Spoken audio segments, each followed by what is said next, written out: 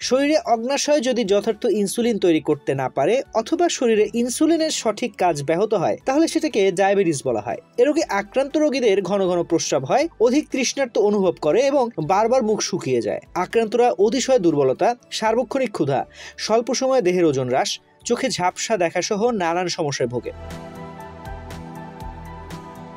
তো চলুন ডায়াবেটিস প্রতিরোধে সহায়ক কয়েকটি খাবার সম্পর্কে জেনে নেওয়া যাক। সবুজ চা। সবুজ চা মানুষের শরীরে ইনসুলিনের মতো কাজ করে। ডায়াবেটিস প্রতিরোধে সাহায্য করে এটি। মাছ।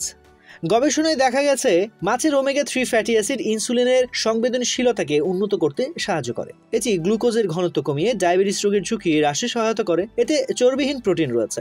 ডিমের সাদা অংশ। ডিম পেশি গঠনকারী খাদ্য, এতে উচ্চমানের প্রোটিন রয়েছে। ডিমের সাদা অংশে উচ্চমানের চর্বিহীন প্রোটিন এবং কম মাত্রায় কার্বোহাইড্রেট রয়েছে, যা 2 ধরনের ডায়াবেটিস প্রতিরোধে সাহায্য করে। লেবু।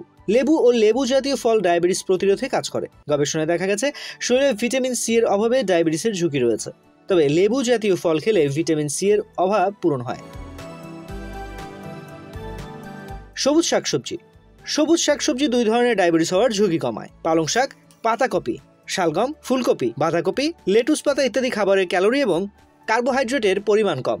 গবেষণায় বলা হয় সবুজ শাকসবজি খেলে ডায়াবেটিসের ঝুঁকি 14% পর্যন্ত কমে। বাদাম। গবেষণায় দেখা গেছে ডায়াবেটিসের ঝুঁকি প্রায় 21% পর্যন্ত কমায় চীনাবাদাম। প্রতিদিনের খাদ্য তালিকায় 1 আউন্স আখরোট বা কাজু বাদাম ডায়াবেটিস প্রতিরোধে বিস্ময়করভাবে কাজ করে। নিয়মিত বাদাম খেলে হৃদরোগের ঝুঁকিও কমে।